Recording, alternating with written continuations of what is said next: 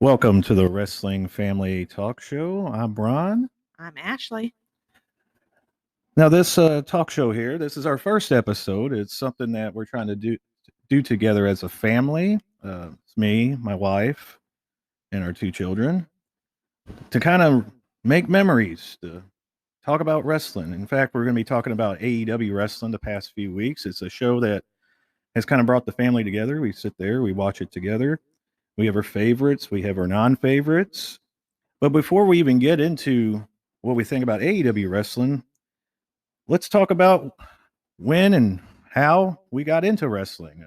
Ashley, I'll start with you. Do you remember what year you started watching wrestling? Let me think. I think the year I started watching wrestling was probably when I was about 12 years old. I got into it with my brother. And what year would that be? 1998? That sounds about right. So you said we had talked earlier, of course. We're married, so we talk. That you had enjoyed WCW Nitro. Was that the show that you used to watch all the time?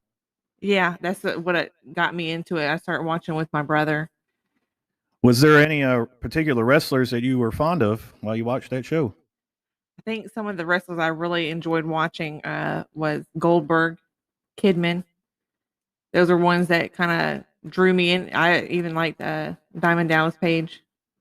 So many years before his DDP yoga days. yes. So the Diamond Cutter. That was a great time period for wrestling to start watching wrestling. It was the most popular time when they had the Monday Night Wars. Did you even catch the WWE at that time, or was it just WCW watch? I think we started watching the WWE, and but we enjoyed, I think, the other one more because I think it was more action at the time. That's pretty interesting. I used to watch both at that time, but I was more of a WWE guy. So this is good coming from two different perspectives. One that enjoyed the WCW more, and the other enjoying WWE. So that's the year you started watching wrestling. The year I started watching wrestling, I think, from my earliest memories of life, watching the Von Erich wrestling or World Class Championship wrestling. Moving on to the Hulk Hogan Andre the Giant feud and the WWF at the time, and then the WCW when the Dangerous Alliance battling Sting. Then the Monday Night Wars, and then after WWE had bought WCW, it continued on from there until about 2019, I think, is when I saw AEW, and I've been watching AEW. I haven't watched any WWE for about 2 years now, which is the longest break I've ever had from watching WWE. Nothing against them. I'm just enjoying AEW a lot more, so I'm focusing on them. And that's one thing about this podcast.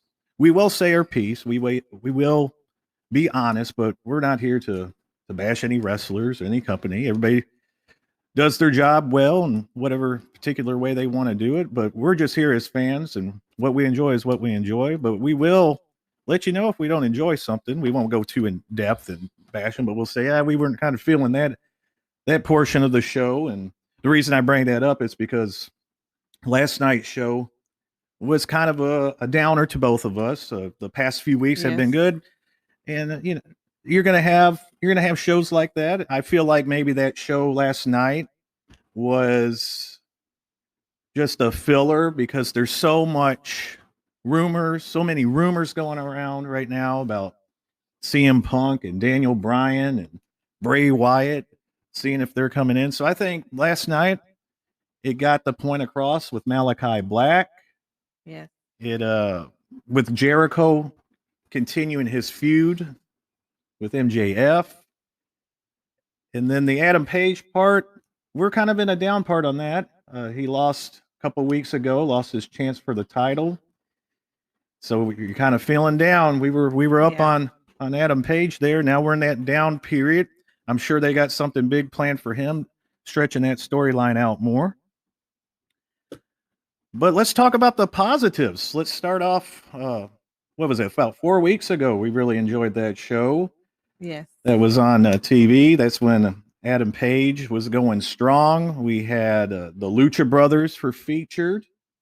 Oh, that was exciting. They were on there, starting their feud with Andrade. Malachi Black. He had been attacking Cody Rhodes. What were some of the favorite moments that you enjoyed, or the wrestlers that you've enjoyed so far watching AEW? I don't know. There's so many. I think the new fresh blood is really what's impressing me. Kind of bringing a new twist and more excitement. Kind of seeing some new wrestlers kind of get brought up into it more, and not just seeing the old ones. So I think that's really what's really. I thought was it Abaddon. Yeah, Abaddon. I am really digging her character. She is like one of my top female ones that I really enjoy. I will agree with you. I am not only enjoying the men wrestling, but the ladies wrestlers is something special going on there. Of course, I'm a big Tay Conti fan. Chris Statlander, along with the best friends, Orange Cassidy. We have our one son that's standing here. It's kind of hard to gather up the children with video games and computer systems, but we have Ryder here. Ryder, go ahead and join on mommy's microphone over there for a second. Now, you enjoyed watching that wrestling, and in particular, you enjoyed Jungle Boy, the guy that comes out with a dinosaur. Is that right? Yeah. Yeah, you enjoyed that Jungle Boy. He came out on his shoulders, and then a surprise wrestler, one of the underneath, I guess, the terminology they use in wrestling, the guys that are supposed to lose. But he brought a lot of attention to himself. The writer called him the jokester, and that had to be Serpentico. Is that right, Ryder? Yeah. Yeah, you really enjoyed Serpentico. He had got chopped by Eddie Kingston as he was trying to tell him off, and he fell straight like a board, didn't he? Yeah, just like other people. Yeah, just like the other people. He had that finger sticking up, and then he got thrown into the side and fell, and he was all folded up where his butt was near his face, and his legs were all sprawled out. You remember that match? Yeah, he's trying to be funny a lot. Yeah, that's right. I think that was probably the hardest we've seen him laugh. The writer busted out laughing. We knew that was one of his favorites, old Serpentico. So we like to watch Serpentico and his tag team partner Luther, who likes to throw him around. And speaking of that, remember he got thrown into Dustin Rhodes, and just bounced right off of him. Luther sent his own tag partner into Dustin Rhodes, and Dustin Rhodes just stood there, and Serpentico just dropped to the ground. So really enjoyment for Ryder. Is there any other favorites that you like there, Ryder? You might not know their names, but did you like the Lucha Brothers, the guys in the mask? You like them? Yeah. Yeah, the Lucha Brothers. That happens to be one of my favorite tag teams. So it's a nice show. The kids enjoy it. Of course, they don't normally watch the whole show. And in fact, out of the two sons, Bryce and Ryder watches it the least. So when he enjoys something, that means it's really making a mark on it. Bryce is more of my wrestling guy. He's always watching it. He knows the history. He's watching videos constantly. Ryder's my computer genius and artist, and also a YouTuber doing his art and video games. So wrestling just comes along every once in a while when he's passing by. But AEW's been catching his eye. I've seen him watch more AEW the past couple years than he ever watched any other wrestling in his life. So, and hence the reason we're starting this podcast. Just a fun thing to do. Ryder's excited. Bryce is excited right now. If we can gather him in later, let him give his spiel. But that's one thing you'll notice on this podcast is what I'm thinking about. You never know who's going to be on there. It'll probably be Ashley and I every time, but you never know which son's going to pop in. There's only two of them. It's not like there's many sons running around, but it just feel like there's more children in the house than there really are. Yeah. But we'll see who's going to be joining us on each episode. We are going to try to get all four of us in here because this is the first episode. Very hard to do. Yes, it is right. You would want everybody on that first episode because you're calling yourself the Wrestling Family Talk Show, and you don't have the family with you. So we're going to try to get the last portion of this family. We also have some dogs and cats. So if you ever hear any barking, growling, coughing, meowing, scratching, that's them as well. They're part of the family. They're part of the wrestling family as well. Well, sometimes they put their own matches on. They do. Those cats really put some matches on. We call the action there. Now back to AEW. Let's think here. We got Adam Page kind of going down right now, which is part of the storyline. The rumor I've heard is, he just had a child. So putting a title on him would mean he has a lot more responsibility. So that might be good on the company, looking out for the personal lives of wrestlers. And in I fact, think that's a really good thing. yeah, It kind of makes you as a fan appreciate it more because they do more for the families. yeah. With today's wrestling knowledge, back in the day, I never knew when Hulk Hogan had his children and who had kids and who was married. No one ever gave that information. It was very protective. And of course, this was before the internet and podcasts that have more information than we do. We're just fans. We're not like insiders that are going to break this news to you, but we are going to react. And that's one thing we're looking for, whether we get followers or not, which we would appreciate. We're really here for the conversation. If there's anybody out there that just wants to conversate, put your intel in, and we can come to a conclusion. We can have a nice conversation about wrestling. That's all we're really doing this for the family and for the interaction. But back to Adam Page having the children, like I said, you didn't know who had kids or not, but to see a company put the personal life of a wrestler in front of the business, that's nice to see. And again, this is just something I read. I knew he had a child, and this is something I'm kind of putting together in my head that could possibly be the reason. Also, another reason, they got a bunch of huge stars that are supposed to be coming in. I don't know if that was going to factor in to Adam Page or not, or if this was the story all along. But heading into that 8-man match, elimination match, or was it 8 men or no? It's actually 10 men. Yeah, it was my style of Survivor Series type matchup, that like the 5-on-5. We thought Adam Page had it. We thought he had it. What did you think, Ashley? it was a very shocking twist at the end, so it was a little bit of a letdown. But I can understand to kind of drag the storyline along longer. So Adding a little twist to it, it kind of took our mood down. it did. It wasn't a bad show. The matches afterwards were great, but Adam Page losing kind of, It was like, ooh. yeah, dropped right down. I was like, this is going to be the match that makes him. And right when I was saying it, he's getting counted for the 3 and down. I'm like, oh no, what happened? But now something last night that you noticed. What did you think about Juventud Guerrera in that Chris Jericho match? It was kind of a letdown compared to the match before, but it was still exciting to see an older wrestler back in the ring. Yeah, when you mean the match before, you're talking about the old time days, and of course that's to be expected. They're both in their 50s or close to their 50s. But the good positive on that is I don't know how much Juventud's been in the ring. It was great that one thing I like about AEW is they keep up with the storylines. They went all the way back. That was a good thing. A couple of years ago when MJF, kind of the feud going on, years and years later, where Chris Jericho made a joke about MJF. Plus, it kind of brings the newer fans into what has happened if they've never seen that before. Yeah, I mean, Juventud got a loud crowd ovation. I was happy to see him back. Like I said, they tagged it together where Chris Jericho made a joke about MJF and Juventud, and MJF brought Juventud back. And one thing I did like to see is that Juventud had his mask again. Yes. It was known that Chris Jericho had taken his mask back in the WCW days. I also saw a sign out there. Was like referencing a quote from South Park. So the people that bring those signs are pretty funny reading.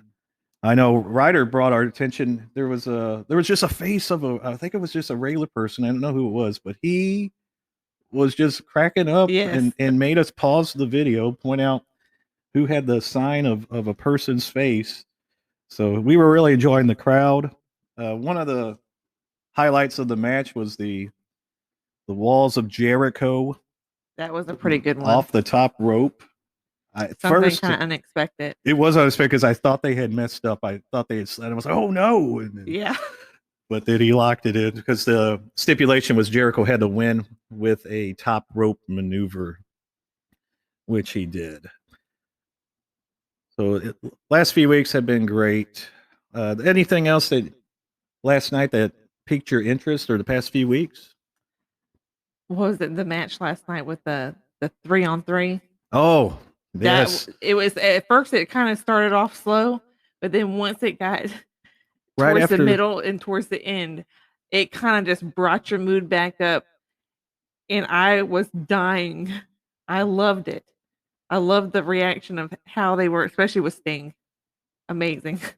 yes, right after that break is when it picked up. At first, we were like, who are these three guys? Now, I used to keep up with wrestling a lot. I used to watch all these different federations, companies, whatever you want to call them, and I would know who the person was when they would show up. I haven't been keeping up like that lately. Um, it's kind of hard to even find them. I know there's ways to find them. I just don't. I don't. I don't search it out. I know some people from New Japan Pro Wrestling. I know some people from NXT, from TNA, from Ring of Honor, of course. But I'm not keeping up with it. So I know these guys. I read up. They came from the WWE NXT. A couple of them did, I think. But I had never watched a match of them. I didn't even know their name. I looked this up afterwards. And so they show up. I have no idea who they are. I'm thinking it's going to be what I guess their terminology in wrestling, a squash match, is when the really popular wrestler just runs through the other Yeah. wrestler. So I thought, okay, this is just going to be squash match. And you saw my reaction when they were working over Eddie Kingston. I was like, what is going on? Yes. I go, these guys are supposed to lose. And they're beating up Eddie Kingston. And then it heads into the commercial and it comes back. And right then, Eddie Kingston makes the tag. And it was so good, I had to pause the video. And of course, we have Hulu, trying to rewind on Hulu, getting through commercials just to watch something over. Yeah. Not So, whew, let's step our game up, Hulu, please. Yes. Wow, that was just so Ryder could watch the funny guys. And you talked about it, the interaction. What were some of the highlights of the interaction you saw? Well, just when the guy came out to check on his buddy, and then here comes Sting, and the reaction and it, it just made me die laughing. Of like, oh my gosh, you're the real Sting. And then him getting body slammed by Darby Allin, that was a really good moment that started off the rest of the match. Really good for me. It kicked it off Darby Allin with that outside dive. Then the other guy, he comes flying off. Yes. John Moxley hits him with a DDT, and he looks like he had just been hit with something that affected his nerve system and his body. Yes. All the twitching and his face and just Made locked him very up. stiff. Yeah, locked up. And then Darby Allin comes off the top with a coffin drop. Yep, coffin drop. And pins on 1, 2, 3. We had to stop it. We had to rewind it. We had to have Ryder come in there and watch it. Now we know Ryder's favorite superstars. We know Ashley, you like Abaddon. You know, I like the Lucha Brothers. Let's think of some other ones that have really stood out to us. Anybody else you can think of that you really enjoy? Maybe some sleepers. You know, of course, we enjoy Adam Page. We enjoy the Young Bucks, Kenny Omega, all the top superstars. Is there anyone that's maybe not considered a top superstar that you're seeing that you're liking? I like the guy from The Acclaimed, I do like them. Max Caster, I could say that the guy that drives raps. me crazy every time because it's so funny. I love the It's so interaction with the unique. crowd and Yeah. how they come out every time. It doesn't matter what they sing about, what they do. It is just amazing for me. I think another guy I like is the guy in Matt Hardy's company. I think I Oh. like his persona and I like how he comes out. I remember you mentioned this. Was it Angelico, the guy that dances? Yes. And does the little move to get I his love- jacket off. I love when he does the jacket move because it's just so, and he's so good because he stays in that character the whole time, and it really is funny to me because I really like that as an entertainment kind of interacts and brings that comedy side to so it's not always so serious. Now, we did speak about the ladies first. What did you think about that match last night?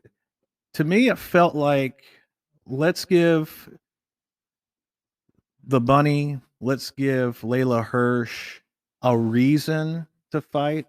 Both of them were not considered before that a top tier lady wrestler in the company, whether it's in the rankings or the win-loss record. It seemed to me it was an all right match. The battle of someone that's small but can actually wrestle against a taller opponent, and it's for the NWA championship. And then they brought the champion. I had never seen her before, but she looked pretty impressive. Yeah, that was really impressive. I believe what is her name, Camille. I think I might have called her name as Camille or something like that, but she looked pretty impressive, pretty strong and tall. And then what I liked right afterwards is they went to a commercial, not a commercial, an interview, and it had Jade Cargill, who is a favorite of ours as well. Yes. And it made us think, all right, these two, they put that there for a reason. I think these two are going to be clashing or teaming up or whatever it may be. I guess either way, I think I would enjoy either way. I think if they were to clash, I'd be fine with that. But I think that would be a really good tag team for women, especially with both of their physiques. It seems like they're really into the working out. So I think that would be a really good thing for both of them to be as a tag team, because that would be a dominant tag team for me. It's pretty impressive. It'll be fun to see what happens there. I'm excited about the women matches.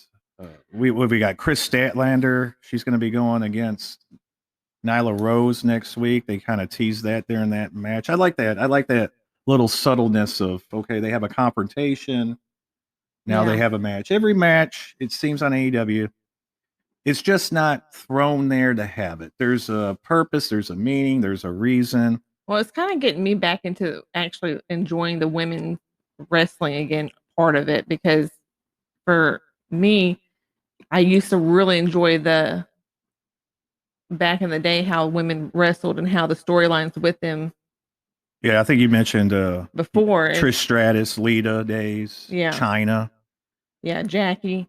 And I think now it's kind of reminding me back, and they're kind of bringing the women how I think they should be, because more women would enjoy it. That kind of root on other women, how they're kind of bringing them back into that front line. Yeah, exactly. They're giving them long matches, purpose. I like to see more join the groups. I know the Bunnies with the Matt Hardy group, Chris Statlander's with the Best Friends, Vicky Guerrero. I think she wants to have an all-woman. I think that would be awesome. So I really like it. I'm enjoying that a lot as well.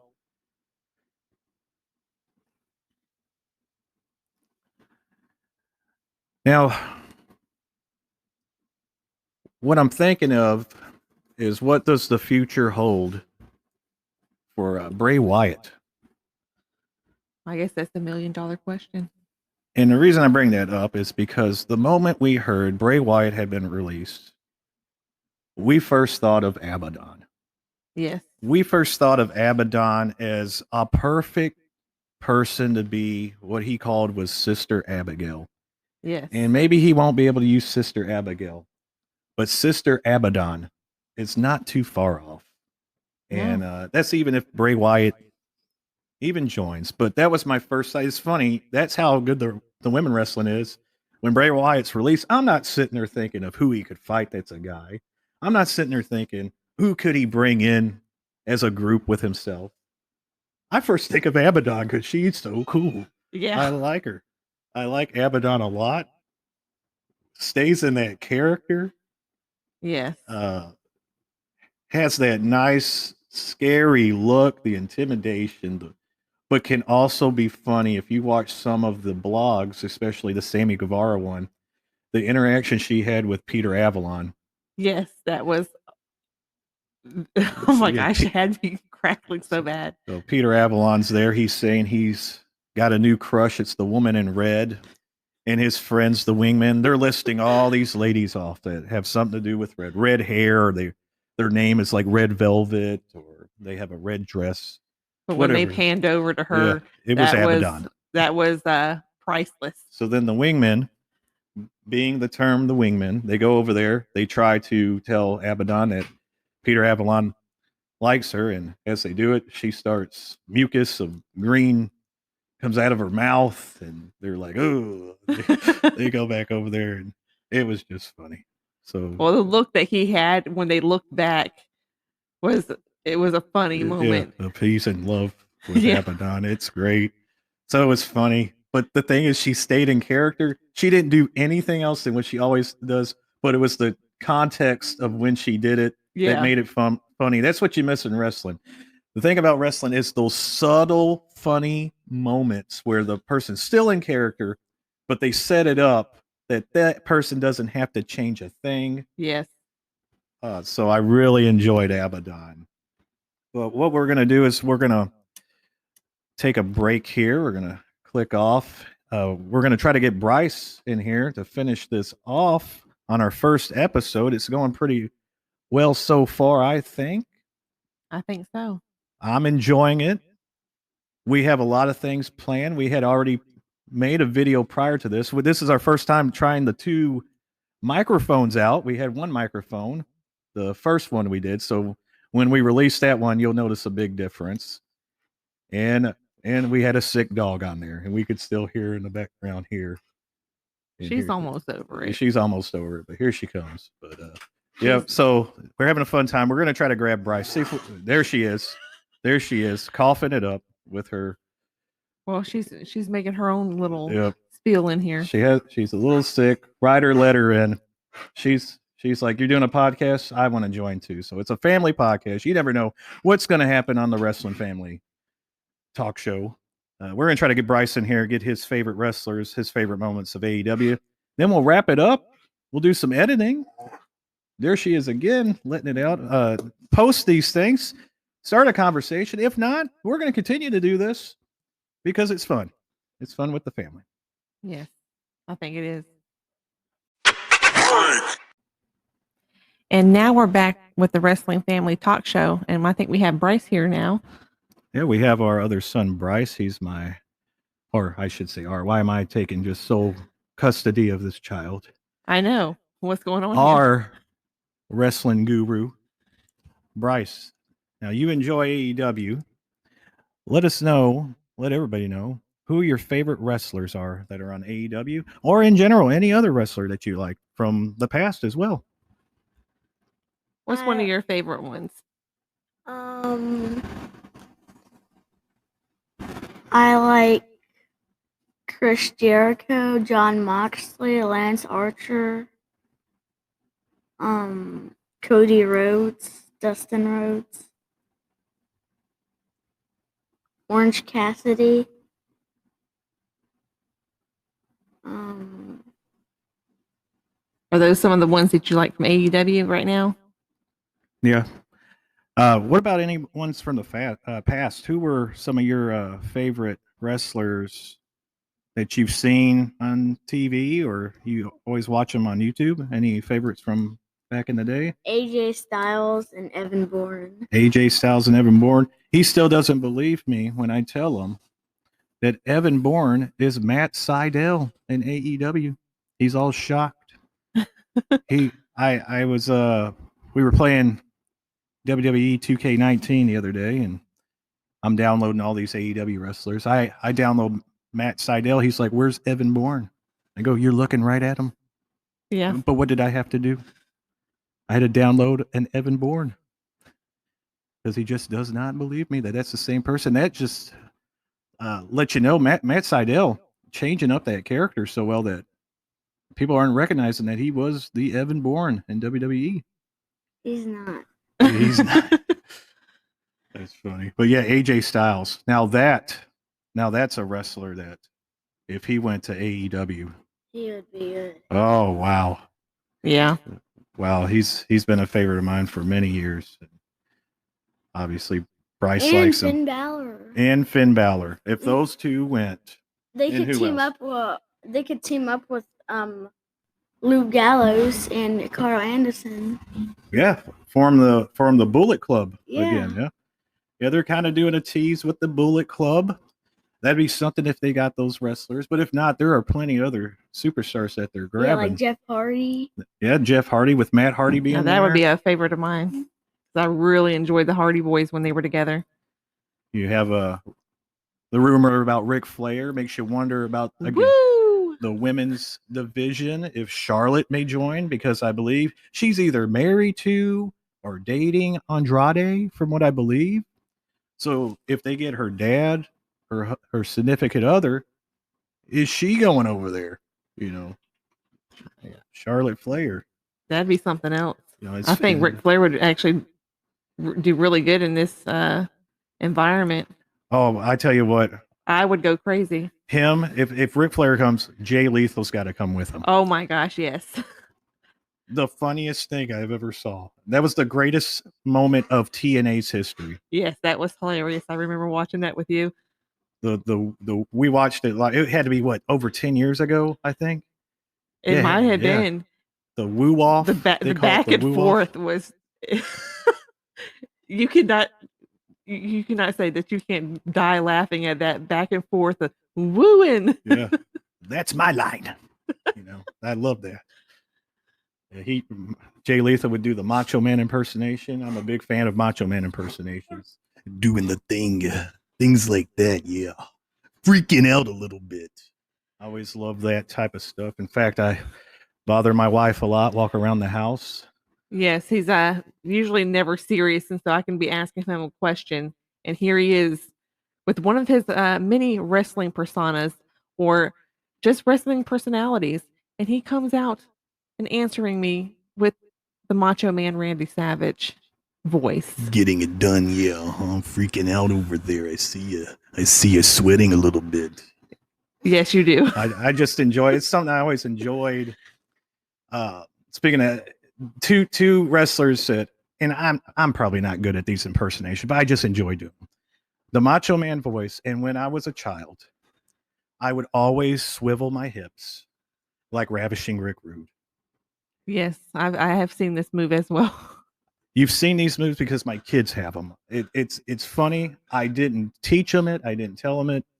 But the Ravishing Rick Rude swivel runs through the veins because I do remember Bryce doing this. Yeah. After he had watched, I think, a YouTube video or some old wrestling videos, and him coming in there and doing it to me, putting his hands behind his head and doing the Ravishing Rick Rude. You don't like it. You don't like that we're telling people that you did it, is what you're not liking. What's the priceless? No, yes, you did. I remember. You came in there. Now he didn't do it. Of course you didn't. But but yeah, and that's the thing about wrestling. It's incorporated into your life if you're a big fan. It brings special moments out. When I went as Jeff Hardy in the 2K19, I do his like dance. You do the Jeff Hardy dance when you win in 2K19. That's the thing. Wrestling brings the child out in you. Makes you go back in time, remember those memories, and you never grow up when you're watching wrestling. It's a big part of this family as well as many others. I like the old Jeff Hardy and Matt Hardy better. You like the old Jeff Hardy and Matt Hardy? Yeah. You're going to have to get closer to the mic if you want them to hear that, baby. I'll keep repeating it, but it'll sound like it's coming from me. Your ideas. The other day, you helped me out on that other video, giving me some good ideas. So we really enjoy watching the 80s wrestling, me and Bryce. I love him seeing the wrestling I grew up with. It was a simpler time. I would say it's the best decade of wrestling ever was the 80s. Decade of wrestling music. Music, toys, cartoons, the 80s. That's where it's at. Well, you see a lot of them coming back nowadays. Yeah. And the thing about the wrestling, when I was born and I was watching it, I caught the tail end of the territory system. They used to say the different territories around the country. And I always tell Ashley, I go, if I was old enough back then, you would have seen me on every episode up Mid-South Wrestling, on World Class Championship Wrestling, just going back and forth, watching the Junkyard Dog and the Von Erichs. That was a great time. Every region in the country had a company they could go to every week. And then, of course, we know the history. I don't need to go through it. I'll briefly mention, Vince McMahon took over. He signed all the top wrestlers from all the territories and built his brand, but it's just never been the same. It's never been that family feeling. And I feel like AEW kind of brings that family feeling back, even though it's not a territory. It travels around. Yeah. But you can just tell when it goes into a city, it's going to host an event. It just has a different feeling to it. It's not like you're going to a wrestling show. You're not going to a TV show. Yeah. You're going to an old school wrestling show. More interactive. And I guess the only thing and I guess this could be, what did I say? Ron's rant. Yes. I'm going to go on a Ron's rant. I might do every episode. And since we bring it up, I didn't know what order I was going to go in on my rants, but the only thing about AEW, but I have a solution in my head that makes it okay. The only thing that I'm like, is the moves. They're spectacular moves. Don't get me wrong. Flipping over DDTs, tombstones off the top rope. To me, it's like, is everybody Superman, or does nobody or anybody know how to complete the move, because they never get finishes out of them? And our old wrestlers we grew up with, they would finish people. So the way I think in my head, instead of like going, oh, this is terrible, I talked about it as if it's like a mixed martial arts. Yes. Jake the Snake Roberts is the master of the DDT. He's the black belt of the DDT. The Undertaker, he's the master of the Tombstone Piledriver, the black belt. And when you have other people doing it, that's not their signature move. It's just a regular move during the match.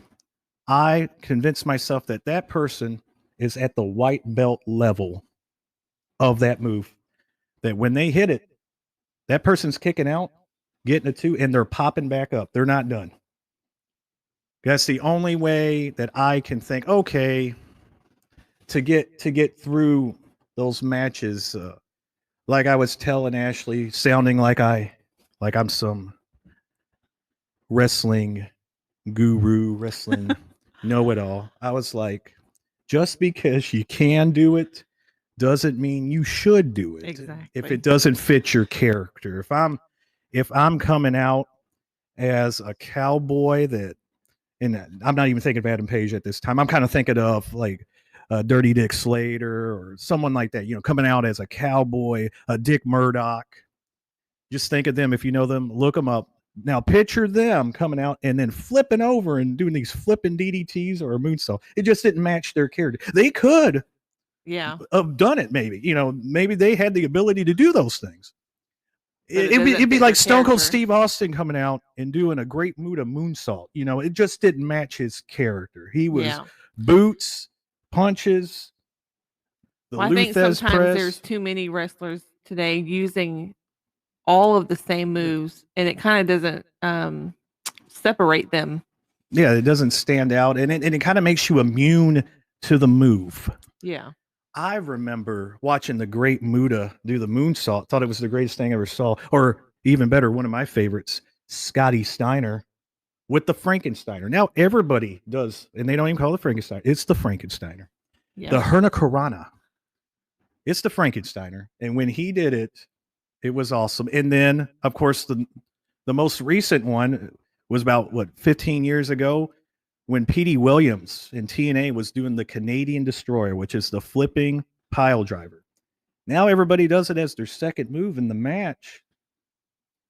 And, no matter what you do, it's having that less impact. Like, I don't jump out of the seat like I would have had I not seen it over and over again. I told Ashley that in 10 years, they're going to have to fly over the ring in a helicopter, drop an elbow from the helicopter just to get a 2 count. The rate that we're going with these moves, I mean, they're great. The people that do it, it's unbelievable that they can, but it's kind of Listening, the impact. As a fan, it has immune me to the moves. Like there's not many moves that you haven't seen that already. give me that shock factor of, oh, wow. It's kind of like, okay, he just flipped over with a pile driver through a table onto 10 people.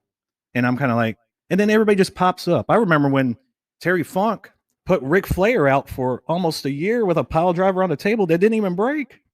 Yeah. So they built that up like a career ending. Now I would think you even do those moves in someone's career, something like that. But I mean, that's my only, I guess, my rant, my complaint.